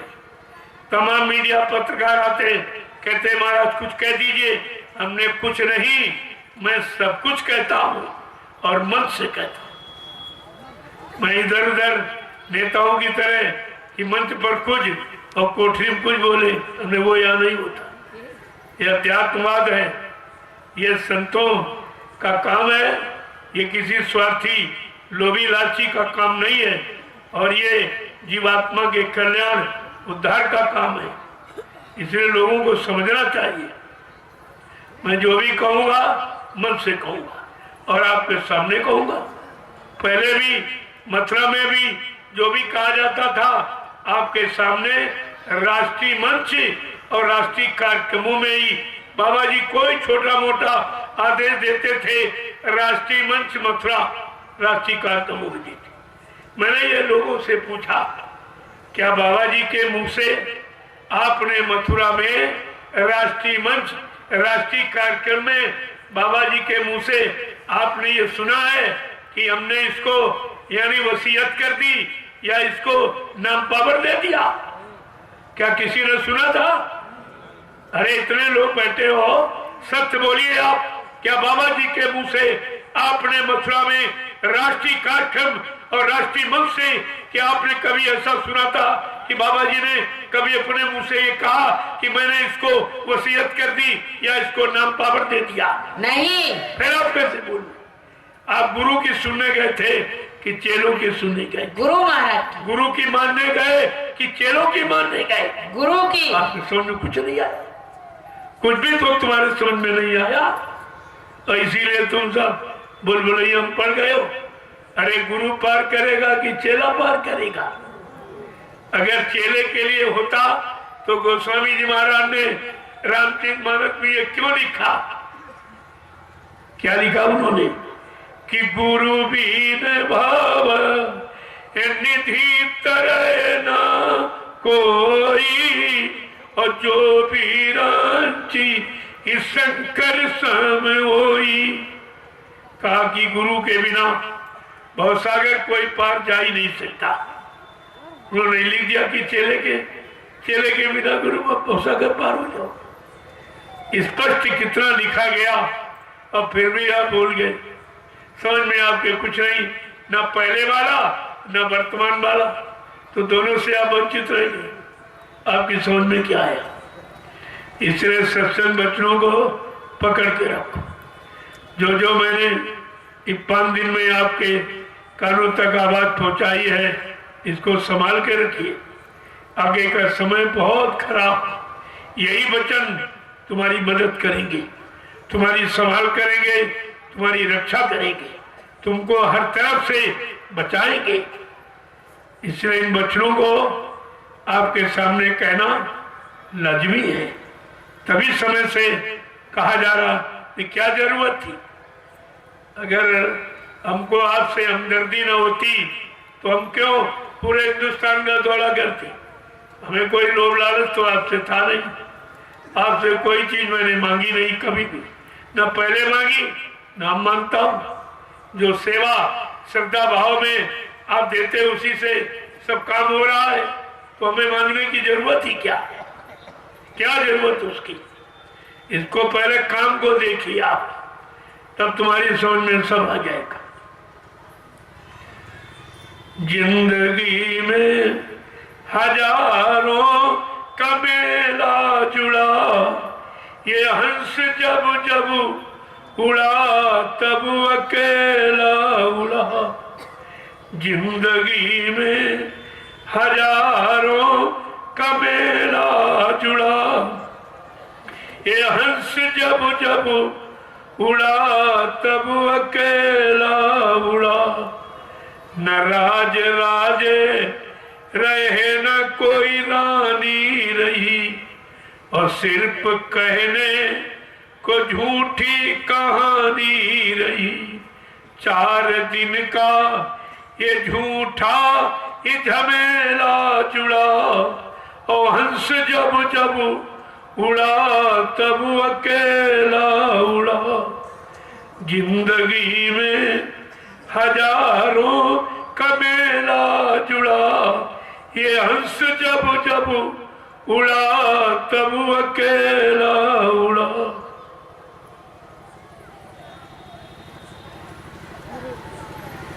किसी को साथ जाते आपने देखा? आज तक तुम्हारा कोई साथी बना? ये जो अंतिम तिथि है यहां से जाने की, उस तिथि पर तुम्हारा कोई साथ देने वाला नहीं है। आपने साथी का चुनाव किया ही नहीं, इसलिए इनको रिश्ता कहा गया। रिश्ता माने फूटा। कहते बर्तन रिस रहा है, यानी फूटा है, और एक दिन ये सब कुछ अंदर वाला निकल जाएगा।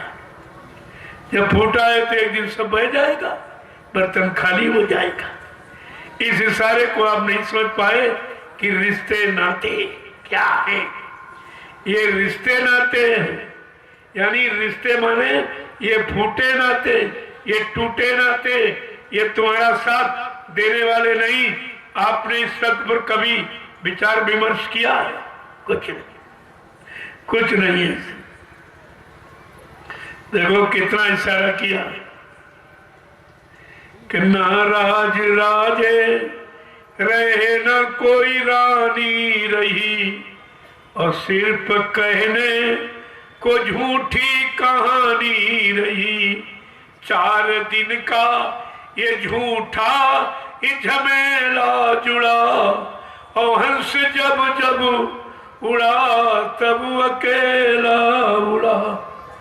ये खजाने गड़े के गड़े रह गए, महल दुमहले खड़े के खड़े रह गए। अंत में लखपति को नधेला जुड़ा, ये हंस जब जब उड़ा तब अकेला जुड़ा।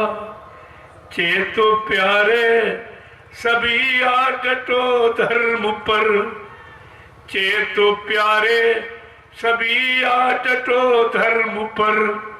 सतगुरु की हिदायत का पालन करो, चेतो प्यारे सभी आ डटो धर्म पर। और सतगुरु की हिदायत का पालन करो। कह रहे हैं गुरुजी न साथ देगा कफन, मौत के दामन में तू अकेला खड़ा। जिंदगी में हजारों का मेला जुड़ा, ये हंस जब जब उड़ा तब अकेला उड़ा। चेतो प्यारे सभी आ डटो धर्म पर, सतगुरु की हिदायत का पालन करो। कह रहे हैं न साथ देगा कफन, मौत के दामन में तू अकेला खड़ा। जिंदगी में हजारों का मेला जुड़ा, ये हंस जब जब उड़ा तब अकेला उड़ा। जय गुरुदेव। जय गुरुदेव। प्रेमियों, हमारी आपकी स्थिति है, हमारी जीवन लीला एक दिन यहीं से समाप्त हो जाती है, और जिनको जिनको अपना बनाया वो सब वीरानी हो जाती। तुम्हारा साथ देने वाला कोई नहीं। कहा इसके आगे भजन ही है साथी, और भजन भी बिना तू अकेला रहेगा। अरे मन, ये 2 दिन का मेला रहेगा।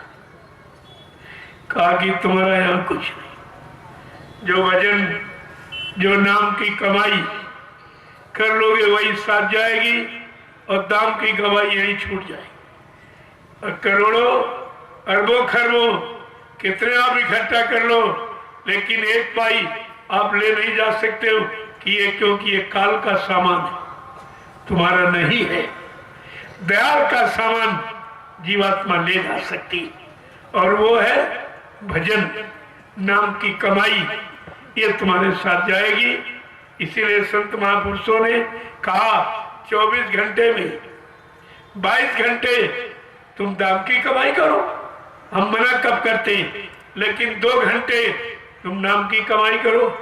1 घंटा सुबह, 1 घंटे शाम को आत्मा के घाट पर बैठकर नाम की कमाई, ये 2 घंटे वाली कमाई तुम्हारे साथ जाएगी, और 22 घंटे ये दाम की कमाई यही छूट जाएगी, ये यही रह जाएगी। अब आपको निर्णय लेना चाहिए। जब कुछ साथ कोई नहीं ले गया तो हम कैसे ले जाएंगे। अब यह है संत महापुरुषों की शरण में आके तुम दाम की कमाई का सही प्रयोग कर सकते हो। वो ऐसी जगह तुम्हारी लगा देंगे जिससे परमार्थी लाभ आपको मिलेगा, तब तो ये कमाई तुम्हारे साथ जा सकती। अन्यथा तुम अपनी सांसारिक दुनियावी बुद्धि से कहीं लगा दोगे, खर्च कर दोगे, तो वो तुम्हारे साथ नहीं जाएगी, वो यही कहीं छूट जाएगी, और यही तुम्हारे सब लूट लेंगे, और तुमको भी जला के राख कर देंगे, और घर द्वार छीन लेंगे, और सारी संपत्ति तुम्हारी लूट लेंगे, और तुमको जला के राख कर देंगे। फिर भी तुम्हारी समझ में नहीं आ रहा, ये इतना बड़ा अपमान करेंगे एक दिन, और इन्हीं के लिए हम रातों दिन परेशान हो रहे हैं। अरे कुछ अपने लिए भी कर लो। चलो परिवार बाल बच्चों के लिए कर दिया, अरे कुछ अपनी जीवात्मा के लिए कर लो। जो तुम्हारे साथ जाए वो भी कोई तैयारी कर लो, वो तैयारी सिर्फ भजन। इसके बिना और दूसरी कोई तैयारी जो भी आपने की या कर रहे हो वो तुम्हारे साथ जाने वाली नहीं। हमेशा इस बात का ध्यान रखना था। एक बुढ़ा बुढ़िया थे, उनके 2 बेटे थे। जब बुढ़ा कमजोर होने लगा तो उसने कहा हो न हो ये 2.5 लाख रुपए जो बैंक में अधूरी मजदूरी करके किसी तरह जमा किया था, कहा हो न हो बच्चों को दे दो, तो देना इनको। तो 1-1 लाख रुपए बच्चों को दे दिया और 50,000 रुपए का बुढ़िया तेरे नाम डाल रहा हूं ताकि इसके सारे तुझको बच्चे रोटी देते रहे। 50,000 रुपए बुढ़िया के नाम। और कुछ दिनों के बाद बुढ़ा बीमार हो गया और मर गया। जब मर गया तो बच्चों को दिन रात वही याद आ रही है, बुढ़िया कब मरेगी, 50,000 रुपए हाथ लगेंगे, ये कब मरेगी। अम्मा नहीं दिखाई दे रही, सेवा नहीं दिखाई दे रही, केवल ये दिखाई दे रहा ये कब मरे और 50,000 रुपए। और बुढ़िया बेचारी बुढ़ी तो थी ही, एक दिन बुखार आ गया उसको, इतना तगड़ा बुखार कि उसको होश ही नहीं। तो बच्चों ने सोचा इससे अच्छा समय कहाँ मिलेगा, तो उसको जिंदा ही बांध दिया तिकटी में और प्रचार कर दिया मोहल्ले में कि माँ मर गई, माँ मर गई। तो लोग समझते थे बीमार तो थी और बुढ़ी थी, मर गई होगी। किसी ने उस पर कोई विचार नहीं किया और लेके चल दिए। रास्ते में बुढ़िया को होश आ गया। अब ये कह रहे थे राम नाम बोलो सत्य है, सत्य बोलो मुक्त है, यही कहते चले जा रहे थे। रास्ते में बुढ़िया को होश आ गया, वो कराने लगी। तो वो क्या कह रहे हैं, राम नाम बोलो सत्य है, सत्य बोलो मुक्त है। और बुढ़िया बोले वो भी सत्य है, राम नाम बोलो सत्य है, बुढ़िया बोले वो भी सत्य है। ये कहते चले जा रहे और जिंदा ही उसको लकड़ियों पर रख के जला के राख कर दिया। ये है रिश्ता। अब मातृ भक्ति, पितृ भक्ति, गुरु भक्ति सब खत्म। केवल धन भक्ति, स्वार्थ भक्ति, लोभ लालच भक्ति, भोग भक्ति रह गए, बाकी सब भक्ति खत्म। आपने सारी भक्ति को तिलांजलि दे दी और ये भक्ति आपकी रहेगी। तो कहने का मतलब है यहाँ कोई किसी का नहीं है। अपना काम बनाओ, अपने घर की तैयारी करो, क्योंकि वहां तो जाना पड़ेगा। अगर घर पहुंच गए तो हमेशा की मार बच जाएगी। जो हमेशा यहाँ चलाए जा रहे हैं, गाड़े जा रहे हैं, फेंके जा रहे हैं, ये दुर्गति बच जाएगी। अगर एक बार नाम की कमाई यानी भजन कर लिया और जीवात्मा अपने घर पहुंच गई तो इस काल माया के झगड़े झंझट में फिर कभी नहीं आएगी, कभी नहीं आएगी। तो आपको ये सब विचार करना चाहिए, लेकिन विचार आप करते नहीं हो क्योंकि आपके अंदर को विचार भर गया। आज ये अंतिम दिन है। हमारी आपसे एक प्रार्थना है कि आप शाकाहारी हो जाओ और भजन करने लगो, क्योंकि वादा आपने किया है। मैं कोई नई बात नहीं बता रहा हूं। ये जीवात्मा का वादा प्रभु से गर्भवास में हुआ, बेचारी भूल गई है। उसी भूले बिछड़े वादे की आप संत महापुरुष दिलाते, आपको रास्ता दिया जा रहा है, कुछ नाम की कमाई करो। अरे इतना सरल नाम तो कभी किसी युग में नहीं आया। नाम जपते रहो, काम करते रहो, जय गुरुदेव कहते रहो, नाम जप काम करते रहो। अरे काम तो हाथों से करते हो, जवान से तो कोई काम नहीं करते। तो हाथों से काम करो और जवान से प्रभु नाम का उच्चारण करो, तो तुम्हारा काम भी बंद नहीं होगा और भजन भी नहीं बंद होगा। भजन भी होता रहे और काम भी होता रहे। इससे सरल और कोई उपाय नहीं है। इस उपाय से सरल फिर कोई उपाय है ही नहीं। और ये भी नहीं कर सकते हो तो फिर तुम जो हो तुम्हारा काम जाने। अगर तुम अपने जीवन के लिए, अपनी जिंदगी के लिए इतना बड़ा ये काम नहीं कर सकते हो तो फिर तो चिल्लू भर पानी में डूब मरने की बात आ जाएगी। इससे तो जीवन ही बेकार कर देगा। तो इसलिए हमारी अंतिम प्रार्थना है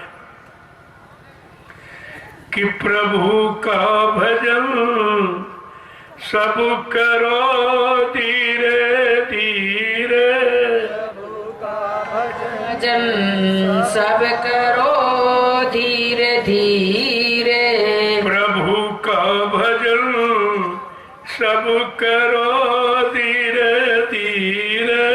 प्रभु का भजन सब करो धीरे धीरे। मिले शांति मन को तभी धीरे धीरे। मिले शांति मन को तभी धीरे धीरे। की हीरा जन्म ये अमोलक मिला है। यही राजन्म अमोलक मिला है। व्यर्थ में खो रहे हो इसे धीरे धीरे। व्यर्थ में खो रहे हो इसे धीरे धीरे। व्यर्थ में खो रहे हो इसे धीरे धीरे। व्यर्थ में खो रहे हो इसे धीरे धीरे। प्रभु का भजन सब करो धीरे धीरे। प्रभु का भजन सब करो धीरे धीरे। मिले शांति मन को तभी धीरे धीरे। मिले शांति मन को तभी धीरे धीरे। विषय वासनाओं में पागल बने हो। विषय वासनाओं में पागल बने हो। विषय वासनाओं में पागल बने हो। विषय वासनाओं में पागल बने हो। दमन इंद्रियों का करो धीरे धीरे। दमन इंद्रियों का करो धीरे धीरे। मिले शांति मन को तभी धीरे धीरे। मिले शांति मन को तभी धीरे धीरे। सत्संग सरिता का जल निर्मल। सत्संग सरिता का जल निर्मल। धुलेगी कर्म गंदगी धीरे धीरे। धुलेगी कर्म गंदगी धीरे धीरे। मिले शांति मन को तभी धीरे धीरे। मिले शांति मन को तभी धीरे धीरे। माता पिता सुत ये दारा बिरादर। माता पिता सुत ये दारा बिरादर। सबों से किनारा करो धीरे धीरे। सबों से किनारा करो धीरे धीरे। मिले शांति मन को तभी धीरे धीरे। मिले शांति मन को तभी धीरे धीरे। प्रभु का भजन सब करो धीरे धीरे। प्रभु का भजन सब करो धीरे धीरे। जय गुरुदेव। जय समझ लो कि भजन किसे कहते हैं, भजन कैसे करोगे। महापुरुषों ने बहुत सरल तरीका कज्जू में गंदे कमजोर जीवों के लिए रखा, बहुत सरल। क्या रखा है कि मन की तरंग मार दो बस हो गया भजन, मन की तरंग मार दो बस हो गया भजन, आदत बुरी संभाल लो बस हो गया भजन, विषयों से ना जुदा है भोगों पे तू फिदा है, विषयों से ना जुदा है भोगों पे तू फिदा है, और इंद्री लगाम थाम लो बस हो गया भजन, इंद्री लगाम थाम लो बस हो गया भजन, आदत बुरी संभाल लो बस हो गया भजन, घर गृहस्थी में रहना। आप कलयुग में आपको साधु नहीं बनना, साधुता एक विचार है, विचार ही आपको सुविचार विचार आपको अच्छे कर्म की तरफ ले जाता है। कलयुग में बनना नहीं साधु, साधुता धारण करनी है। क्या सदगुरु ने कहा घर गृहस्थी में रहना, निज काम काज करना, और सतगुरु की सीख मान लो बस हो गया भजन, आदत बुरी संभाल लो बस हो गया भजन, मन की तरंग मार दो बस हो गया भजन। कितना सरल कहा है। गृहस्थी परिवार एक जिम्मेवारी है, एक लेन देन कर्म कर जाए। कोई बेटा बन के आ गया, कोई बेटी बन के, कोई पत्नी बन के, कोई पति, कोई माँ बाप भाई बन के आ गए। ये सब लेन देन कर्जा का धीरज से इसको अदा करता। अगर कहीं साधु बन गए डर भय से कि बच्चे ज्यादा हो गए, कमाई कुछ नहीं है, तो फिर ये कर्म कर्जा कितने जन्मों तक आपको इस कर्म कर्जे के भुगतान के लिए बैल घोड़ा खच्चर गधा बन के जन्म लेना पड़ेगा। इस कर्जे का भुगतान आपको करना पड़ेगा। काया से जो कारज हुई बिन भोगे बचे नहीं कोई, जो शरीर इंद्रियों से जो भी अच्छा बुरा पाप पुण्य आप करोगे उसका फल भोग अवश्य भोगना पड़ेगा, उसे कोई नहीं काट सकता। हाँ, सतगुरु की दया हो जाए, उनके लिए तो लिखा है कर्ता कर्म लेख से न्यारा।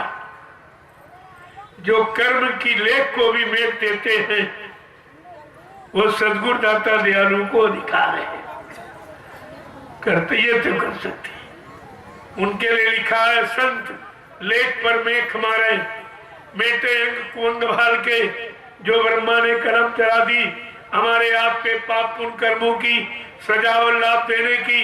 संत सदगुरु अगर चाहें मौज कर दें तो सेवा में लगाकर ये सारे कर्जे का निपटारा करा सकती।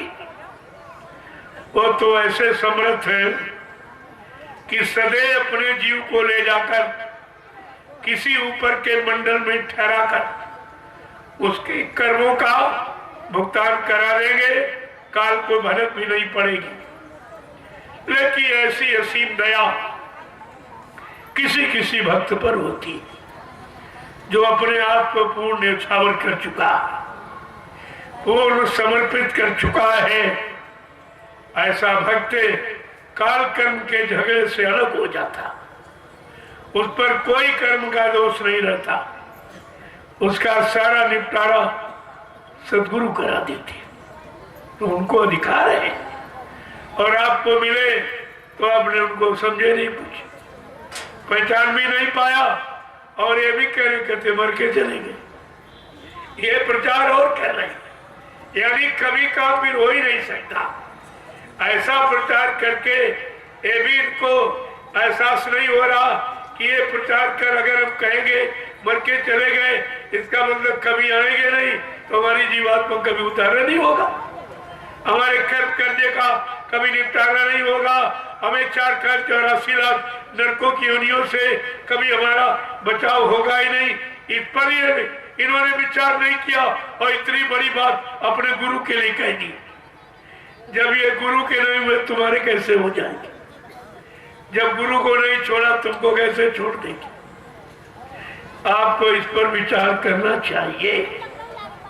अगर विचार करते आप तो आज ये गुरु परिवार में शंका के बादल नहीं छाए हुए, तुम सब लोग शंका से रहित होते और गुरु की मौज में अपनी जीवात्मा का यानी काम करते होते। अब तक काफी मंजिल तय कर ली होती, क्योंकि 9 बरस आपके इसी झगड़े में चले गए, 9 साल इसी में आपने गंवा दिए। भूल भुलैया में जो 60 साल पड़ा, 9 साल में वो भी भूल गए, वो भी तुम्हारे पास कुछ नहीं। इसलिए बचनों को संभाल के रखो, बचन ही आपको बचाने का काम करेंगे और कोई काल का सामान बचा नहीं सकता। जय गुरुदेव, जय गुरुदेव, जय गुरुदेव, जय गुरुदेव, जय गुरुदेव, जय गुरुदेव। नाम किसका? प्रभु का, जय गुरुदेव। नाम किसका? प्रभु का, प्रभु का प्यारा नाम। जय गुरुदेव। अब आप लोग खड़े हो जाइए जरा, लगभग समय काफी हो गया। मैं तो बैठा नहीं रहा, मैं 12 बजे से इन कन्याओं का दर्शन कर रहा था, इनको प्रसाद दे रहा था, तो उसी में 4-5 घंटे निकल गए, फिर तुरंत आपकी सेवा में आ गया। और आप लोग पीछे हट जाओ। अब रास्ते में प्रेमियों ने इतना घेर लिया, आप देखा आपने? अगर आप हो तो घबरा जाओगे, कितने पैर नोचते हैं, इतना घसीटते हैं कि अगर तुम्हारे साथ कर दिया जाए तो तुम यानी दिखाई नहीं दोगे, भाग जाओगे छोड़ के। लेकिन मैं इनका बराबर स्वागत करता हूँ, इनके भाव को समझता हूँ। मैं इसीलिए सोच रहा था, एक कार्यक्रम की वजह से ये इतनी भीड़ हो गई, तो जिले में अगर 2-3 कार्यक्रम और हो जाए तो सबको दर्शन मिल जाएगा और हम भी सबका दर्शन कर लेंगे, और ये खींचातानी कुछ नहीं। तो ये जगह जगह जहाँ संगत है, जगह जगह कार्यक्रम डाल दिए जाए तो सबको सत्संग सुनने का और दर्शन का और सेवा का मौका मिल जाएगा, सबको मिल जाएगा। फिर ये तरह से ये छीना झपटी कुछ नहीं। आपने देखा इतने लोगों के बीच एक अकेला व्यक्ति क्या कर सकता, लेकिन मैंने आपके सम्मान को स्वीकार किया है और आपको प्रणाम किया है। मैंने इस पर यह सोचा है कि इनको समय नहीं मिल पा रहा है, न दर्शन करने का, न सेवा करने का, न सेवा देने का, तो इनके लिए कोई समय निश्चित किया जाए कि मतलब क्षेत्र बाई क्षेत्र एक कार्यक्रम डाल दिए जाए, तो ये सबको सुविधा हो जाएगी और सबको सहूलियत से ये सारे काम हो जाएंगे। मैं उसके बारे में सोच रहा हूँ, आप भी अपनी तैयारियां रखो, जगह जगह ये कार्यक्रम होना, क्योंकि इसकी जरूरत है। बहुत आपको भरमाया भटकाया, लोगों ने गुमराह किया, लेकिन अब ये सत्य छिपने वाला नहीं है, इसे कोई छिपा नहीं सकता।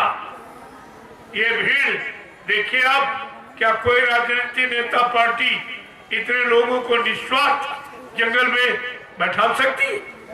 ये दिन में नहीं आएंगे, रात में कौन आएगा? पहले आप इसको देखिए। या कोई धार्मिक मिशन जो हिंदुस्तान में हजारों से ऊपर है, क्या बिना चंदा के, बिना सेवा के इतने लोगों को निस्वार्थ बैठा सकता कोई? आप इसको देखिए, पहले इसको देखिए। और कोई किसी को कान में भरत नहीं, परमिशन न लो तो कहेंगे परमिशन नहीं लेती, और ले लो कोई झांकने नहीं आता। ना कोई झांकने आया, कोई प्रशासन का, शासन का, क्या उनकी जिम्मेदारी नहीं है?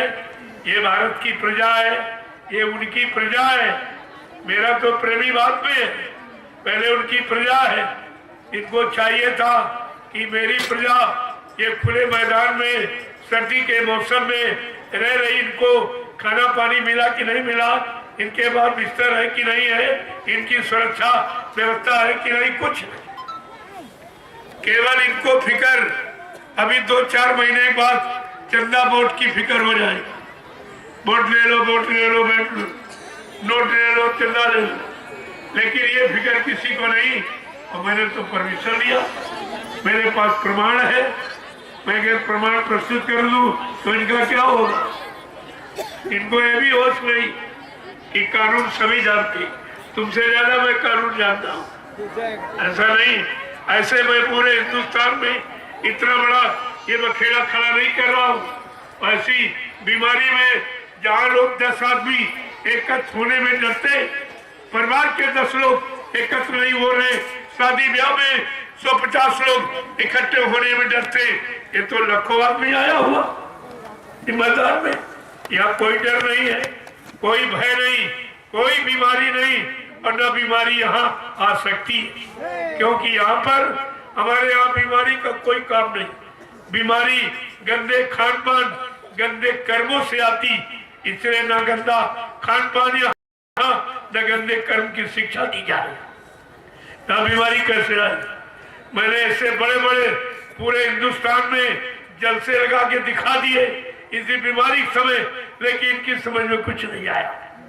और इनसे परमिशन लेके मैं जितना अनुशासन में रहता हूँ, हिंदुस्तान में कोई नहीं, कोई इनके शासन को नहीं मानता, और मैं बगैर परमिशन कार्यक्रम नहीं करता हूँ, ये सबको मालूम है। जय गुरुदेव, जय गुरुदेव, जय गुरुदेव, जय गुरुदेव। जय गुरुदेव। नाम किसका? प्रभु का, प्रभु का प्यारा नाम। जय गुरुदेव, जोर से बोलो, जय गुरुदेव, सब मिल बोलो, जय गुरुदेव, बोलना होगा, जय गुरुदेव, अभी से बोलो, जय गुरुदेव, दुख दर्द हरेंगे, जय गुरुदेव, सब कष्ट हरेंगे, जय गुरुदेव, सुख शांति भी देंगे, जय गुरुदेव, सबके दाता, जय गुरुदेव, सबके मालिक, जय गुरुदेव, प्रेम से बोलो। जय गुरुदेव। ये नाम नहीं इंसान का, ये नाम है प्रभु का, ये काम नहीं इंसान का। ये काम है प्रभु का। जय गुरुदेव। जय गुरुदेव, प्रभु नाम चैलेंज कर रहा है। यहाँ कोई बीमारी, कोई परेशानी, कोई दुख दर्द नहीं होगा। और अगर इस नाम के अनुकूल लोग रहने लगे, शाकाहारी बनकर अगर इस नाम का जाप करने लगे, तो समाज, परिवारों, देश से बीमारी चली जाएगी। बीमारी प्रभु नाम के उच्चारण से जाती, और तुमने जो नाम लिए आज तक, बीमारी गई। जिनकी जिनकी पूजा की, कागज कैलेंडर, पत्थर मूर्ति लगा के, मंदिर मस्जिद गिरजा के, गुरुद्वारे बना के, लेकिन तुम्हारी कहीं से मदद हुई, या किसी ने मदद का वादा किया, या किसी ने तुम्हारी मदद की? ये सब तुमको सब कुछ देखने को मिल गया है। अब अन्यत्र कहीं ऐसी जगह नहीं जहां तुमको तुम्हारा कोई काम करने वाला हो। ये आपको पहचान हो गई। ये तो समय था और समय ने पहचान करा दी और जिम्मेदारों ने पूरी पहचान करा दी कि जो तुम्हारे धर्म स्थल थे, जहां तुम बैठ के धर्म चर्चा थोड़ी बहुत कुछ करते थे, वो भी तुम्हारा बंद करा दिया, उनमें ताला लगा दिया। कहा ना कोई मंदिर जाएगा, ना मस्जिद जाएगा, ना गिरजाघर गुरुद्वारों में जाएगा, तो फिर जाएगा कहाँ? क्या चोरी करने जाएगा, डकैती डालने जाएगा, हिंसा, क्या शराब और मुर्गा मीट खाने जाएगा, क्या करने जाएगा?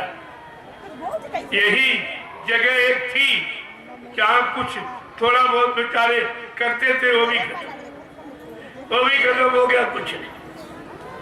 यानी और तो कहीं बताया नहीं, और जो बनी बनाई व्यवस्था थी वो भी बंद कर दी। तो बताओ, ये तुम्हारे लिए कोई आधार रखा कि जहां बैठकर तुम अच्छी सच्ची चर्चा करोगे, अच्छे सच्चे काम करने के लिए सोचोगे? कोई जगह ऐसी तुम्हारी बची? और फिर भी तुम सो रहे हो, तुम्हारी समझ में कुछ नहीं आ रहा। जय गुरुदेव। अब मैं आपके दर्शन के लिए नीचे बैठ जाऊंगा, क्योंकि आज आखिरी दिन है। मेरी भी इच्छा है कि सबके दर्शन कर, क्योंकि भीड़ भाड़ में तो कुछ हुआ नहीं और तुम नोचा कसौटी करने लगे। तुमने मौके नहीं दिया हमको कि हम सबके सिर पे हाथ रखते और सबका दर्शन करते और सबको प्रणाम करते। आपने मौके नहीं दिया। इतना ज्यादा आपने एकदम मतलब हुड़दंग कर दिया। तो मैं उसके बारे में विचार कर रहा हूं कि जगह जगह क्षेत्र बाई क्षेत्र ये सत्संग के कार्यक्रम डाल दिए जाए, तो सब प्रेमियों को सत्संग वचन सुनने को मिल जाए और हम उनका दर्शन और उनको प्रणाम और उनको प्रसाद दे सके। नहीं तो सबको प्रसाद देता। अब इतने लोगों से एक बार की मिलना भी मुश्किल, और कुटी में इतनी जगह आप नहीं बना पाते इन सबको वहां में बैठा के मिलो। तो ये मैदान का एक तरीका निकाल दिया कि एक लाइन में महिला कोई पुरुष खड़े हो जाओगे, मैं आपका सहूलियत से दर्शन कर लूंगा, एक को प्रणाम करूंगा और प्रसाद भी आपको दूंगा। ये तीनों काम कहीं नहीं, कहीं तुम चले जाओ ये तीनों काम कहीं नहीं होती, क्योंकि सबको लेने की पड़ी है और हमको देने की पड़ी है। बिल्कुल एकदम उल्टा, सब ले रहे हैं, मैं दे रहा हूं, और फिर भी नहीं समझ पा रहे कि भाई जहां मिलता वहां जाना चाहिए या जहां से लिया जा रहा वहां जाना चाहिए।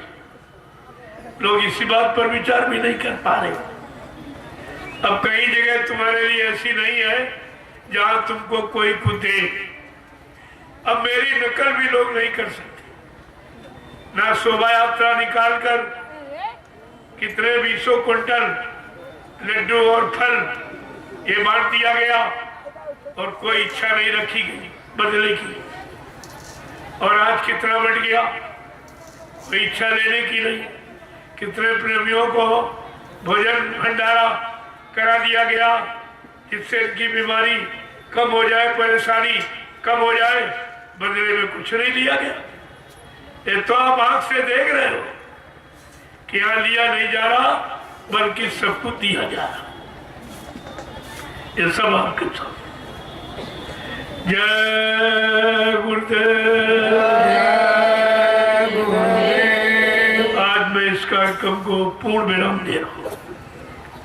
कोई भूल चूक त्रुटि गलती कहने बोलने में हो गई हो, आप सब लोग हमें छोटा समझकर हमेशा क्षमा करते रहेंगे। अवसर मौका मिलता रहेगा, आप सबके दर्शन करता रहूंगा, गुरु के अनमोल वचन आपके कान तक पहुंचाता रहूंगा। मेरा इसके अलावा कोई काम नहीं। और आपने 5 दिन देखा और 9 बरस पूरे हिंदुस्तान में आपने देखा, इसके अलावा कोई काम। अब आपको सोचना चाहिए, अगर इसी तरह सब लोग मेरा सहयोग कर दें तो कितनी जल्दी काम हो जाए, फिर देर नहीं लगेगी। काम 2 तरीकों से होता, या तो आदमी स्वयं सक्षम हो, खुद कर डाले, या जो कर रहे उनको सहयोग दे दी। तो आप स्वयं तो आप नहीं कर सकते हो, लेकिन हो रहा, इसमें अगर सहयोग दे दो तो आपकी व्यवस्था बन जाए। वो भी सहयोग कोई में अपने लाभ मान सम्मान के लिए नहीं, आपकी व्यवस्था के लिए। अगर आप सहयोग दे दें तो आपकी व्यवस्था बन जाए। परिवारों में, समाज में, देश में, धर्म में, कर्म में, सत्य में, न्याय में, सबकी मतलब यानी व्यवस्था आपकी हो जाए। और फिर आप घर परिवार में सुबह शाम बैठकर भजन करने लगो, तो इधर भौतिक जगत का भी काम सुखमय हो जाए और उधर अध्यात्म भी आपका बन जाए। महात्मा तो दोनों तरफ से आपको लाभ देना चाहते हैं, आपका दोनों तरफ से काम करना चाहते हैं और किया जा रहा, लेकिन अभी समझ में नहीं आ रहा। जय गुरुदेव, जय गुरुदेव। आप लोगों ने इस जमीन का प्रयोग किया, अब ये बन गया तीर्थ। क्यों? आपने 5 दिन सुबह शाम दोनों वक्त 1-1 घंटा सच्ची इबादत, सच्ची पूजा, आत्मिक पूजा, जो आत्मा से आपने भजन किया है, ये सच्ची पूजा। ये पूजा तुम्हारे साथ जाने वाली, बाकी शरीर इंद्रियों वाली शरीर इंद्रियों के साथ जला के राख कर दी जाएगी, यही आपकी रह जाएगी। तो आपने 5 दिन इस जमीन पर ये आध्यात्मिक काम आपने किया है, तो इस जमीन की महिमा है, आगे इसकी तरक्की हो जाएगी। वो तो जहां जहां कार्यक्रम हुए 10 जुलाई 1952 से आप सब पर नजरअंदाज रखिए, उन जमीनों पर कुछ न कुछ सामाजिक कार्य हो गए सब पर, और जो बची उन पर हो जाएगा, तो हो जाएगा। तो आप क्या करें, इस पर कोई गंदगी मत। ये तुम्हारा पूजा स्थल, भजन घर आपने इसको बना के रखा है, तो 10-15 लोग एक प्लास्टिक की बोरी ले लें, और जहाँ कहीं धोना पत्थर या कोई गंदगी आपने डाली उसको उठाओ और फौरन गड्ढा खोद के दाब दो या फिर जला दो उसको। भंडार वालों ने कोई गड्ढा खोदा हो, भट्टी अट्ठी, तो आप उसको बराबर कर दे और पानी डाल के लीप खोद। ऐसा छोड़ के जाओ कि लोग तुम्हारी याद करें। एक ऐसा चिन्ह छोड़ो, गुरु भक्ति का, गुरु अनुशासन का ऐसा प्रमाण छोड़ के आप जाइए कि लोग तुमको सदियों याद करेंगे। इसका विशेष ध्यान रखो। वैसे जहां कहीं कार्यक्रम में जाओ, पहले सब जगह कह रखा है, जब आप जाओ अपने झोले में 4 मीटर मोमजामा बिछाने का, 4 मीटर रोलने का। कहीं फौरन बिछा लिया, बैठ गए, धूप लगी ओढ़ लिया, पानी बरसा ओढ़ लिया, ये तो पहले से ही आपको आदेश है। और अपने थाली लोटा गिलास, क्यों? भोजन का भजन पर बहुत प्रभाव पड़ता। पात्र जितना शुद्ध होगा, भोजन उतना ही शुद्ध होगा, उतना ही बीमारियों से रहित होगा। ये प्लास्टिक के बर्तन जो चले, ये बीमारियों की, कैंसर और टीबी जैसी भयानक बीमारी इसी में गरम गरम खाने से होता है। इसलिए आपसे कहा गया अपना थाली लोटा गिलास, अपना पानी भरा, भंडारे में चले गए, बैठ के भोजन कर लिया। जब किसी के सेवाओं का आप प्रयोग नहीं करोगे कम से कम, तो उनका कर्जा नहीं आप पर लगेगा। तो ये ज्यादातर कोशिश किया करो कि अपनी सेवा से ही काम बन जाए, किसी के सेवाओं का बोझा आप पर न लगे। तीसरा है ये खुरपी रखो अपने साथ। स्वच्छता का इससे अच्छा और सरल यानी और मुफ्त का कोई अभियान ही नहीं है, कोई अभियान नहीं। आप खुरपी एक प्लास्टिक की थैली में झोले में रखो, जहाँ कहीं खाट कम में जाओ तो पूछ लो कि भाई दिशा मैदान किधर जाने के लिए आपने बनाया, तो चले जाओ दूर एक गड्ढा खोद, रोज जाओ दिशा मैदान हो, पैर से मिट्टी खिसका दो, तो जब तक यहाँ से चलोगे गड्ढा अपने आप भर जाए। कोई गंदगी नहीं, कोई प्रदूषण नहीं, और स्वच्छता का सबसे सरल ये अभियान है। एक दिन सारा हिंदुस्तान तुम्हारे स्वच्छता अभियान की नकल करेगा, इसमें 1 रुपए पैसे का खर्च नहीं। और इन्होंने जो स्वच्छता अभियान निकाला सब खा गए, सब खा गए।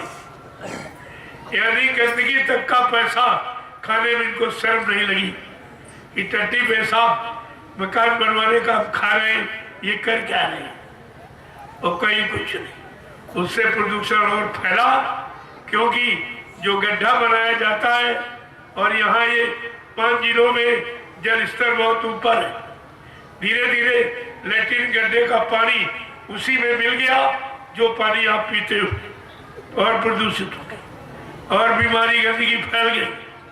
पहले के लोग भोजन घर में करते थे और लैट्रिन बाहर जाते थे खेतों में।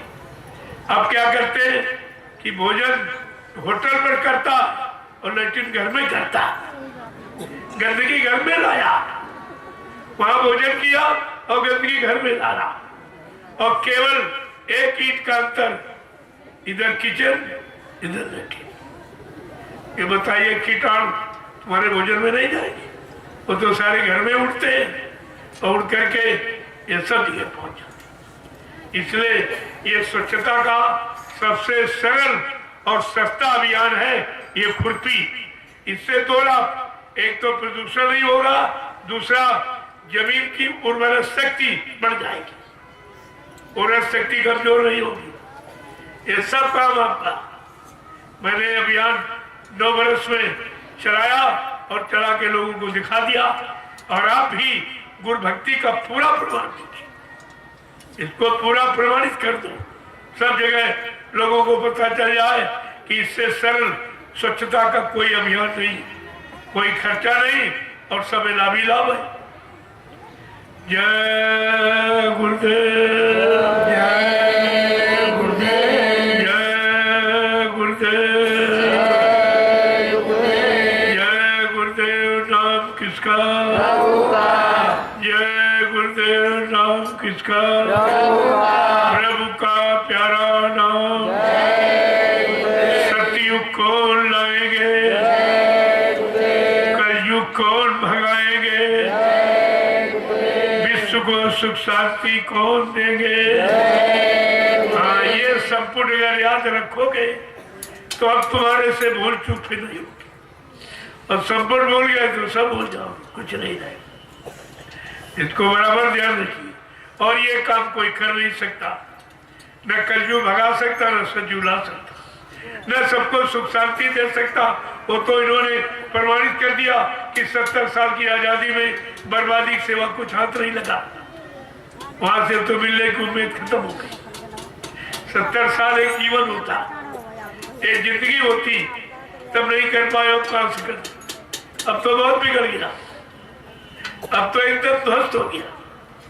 टूट फूट जब होती तब तो आदमी कर लेता, लेकिन जब बिल्कुल एकदम जड़ से रड़ी नष्ट हो गया तब तो बनाना बहुत मुश्किल है। अब ये किसी की बस की बात नहीं हुई है। संत राज भारत माँ अब बचाए बची है ना, बाबा जय गुरुदेव की वाणी तब दिखाई पड़ी है। हाँ, ये सब दिखाई पड़ेगी यहाँ, तो दिखाई जब ही पड़ेगी जब करेंगे तब। और इन्होंने कह दिया मर गए, इनको क्या दिखाई देगी? जो कह रहे मर के चले गए, इनको क्या दिखाई देगा? इनको क्या विश्वास होगा? जब गुरु पर विश्वास नहीं तो ये किस पर विश्वास करेंगे? क्या तुम्हारे पर विश्वास करेंगे? जब गुरु पर विश्वास नहीं किया तुमको तो 2 मिनट में ठग लेंगे, लूट लेंगे और देर नहीं लगेगी। जय गुरुदेव। जय गुरुदेव। अब आपके दर्शन के लिए मैं पीछे बैठी हूँ और आप जल्दी से इसको समेटो। देखो कल 8 तारीख, कल सफर नहीं होगा। 8, 18, 28 ये शुभ नहीं होता। किसी काम को करने में ये शुभ नहीं होता। क्षेत्रीय लोग तो जा सकते हैं, लेकिन जो मेरे साथ वाहनों से चल रहे हैं वो परसों निकले। कल अपनी तैयारी कर लेंगे सब, परसों निकलेंगे सीतापुर के लिए। वहाँ भी कार्यक्रम है, उस कार्यक्रम को संपन्न करेंगे। इसके बाद मैं विशाल वहाँ भी एक सत्संग नित्य था, सुबह 6:30 बजे और 8, 8:30 था रोज। ऐसा नहीं कि बंद हो जाता। ये तो आम सत्संग है जो अमावास के लिए हो रहा, लेकिन वो खास सत्संग है जो प्रेमियों के लिए होता है, वो तो नैमिषारण्य में होता। अगर खास सत्संग सुना तो धर्म चले जाएंगे, वो भी आपका है। आपकी गाड़ी कमाई से बना तो आप सबका है। मैं कब कहता हूँ मेरा तो उसमें कुछ भी नहीं है। मैं तो एक निमिष मात्र खड़ा हूँ। मैंने ये भी कहा अगर तुम लोग वहां संभाल कर लो तो मैं दूसरी जगह चला जाऊंगा, वहां बैठ जाऊंगा, वहां बन जाएगा।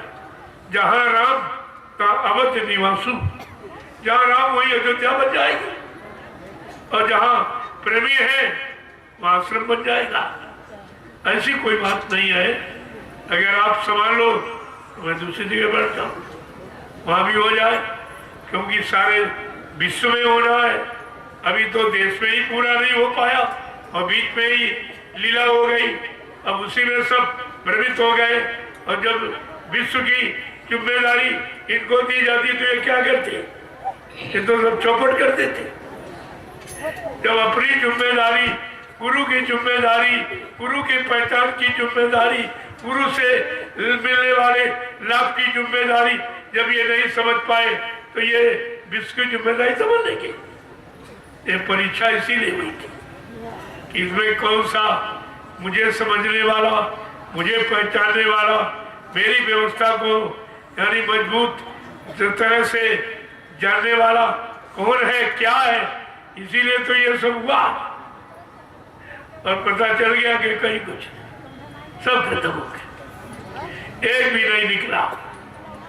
तो ये परिवर्तन का सेहरा किसके सिर पे बांध दिया था? जब कोई निकला नहीं, गुरु दरबार में कोई डटा नहीं, गुरु पर विश्वास किसी ने किया नहीं, गुरु की बनाई भूमिका व्यवस्था परिवर्तन की उस पर विश्वास किया नहीं, तो किसके से यानी सिर पर ये परिवर्तन का सेहरा बांध दिया जाए? समस्या तो इस बात की है, और जिनको समझा गया वो सब बेकार निकले। बेकार एक भी गुरु भक्त नहीं निकला। कोई पैसे का भक्त, कोई आश्रम का भक्त, कोई जमीन का भक्त, कोई मान सम्मान का भक्त निकला, लेकिन गुरु का भक्त एक भी नहीं निकला। तो नहीं तो अब तक कितना काम हो जाता। आपसे इसलिए कहा भी गया था, सतयुग आएगा जरूर पर पृष्ठभूमि बन जाने दो। इस बात को तुमने अभी तक नहीं सुन पाए कि पृष्ठभूमि का मतलब क्या। सतयुग तो आएगा, कोई नहीं रोक सकता। ये पृष्ठभूमि बनाने में एक भी तो नहीं निकला, एक भी नहीं निकला। तो फिर किसके सहारे बनाएंगे, किसके लिए बनाई जाए? कहा था मैं कलयुग का इतिहास बनाने आया हूं, तो इतिहास का कोई पात्र नहीं निकला, तो इतिहास किसके नाम का बनेगा? क्योंकि हर युग में भक्तों के नाम का इतिहास है। तो कलयुग में कोई गुरु भक्त निकले नहीं, तो इतिहास किसके नाम का बनाया जाए? और वो कहते मैं इतिहास बनाने आया हूं, इतिहास बना के जाऊंगा। चाहे तुम सब लोग छोड़ के चले जाओ, कहा फिर भी मैं परिवर्तन करके दिखा दूंगा। अरे जिस महापुरुष को हमारी तुम्हारी जरूरत ही नहीं है, परिवर्तन करने में इतना सक्षम है, फिर भी अन्य युगों की भांति वो हमारा आपका इतिहास बनाना चाहते कि मेरे भक्तों का भी इतिहास बन जाए। जब कोई गुरु भक्त निकला नहीं तो इतिहास किसका बना दिया जाए? इस पर भी आपको विचार करना होगा। जय गुरुदेव, जय गुरुदेव। अब मैं आपके दर्शन के लिए नीचे बैठ।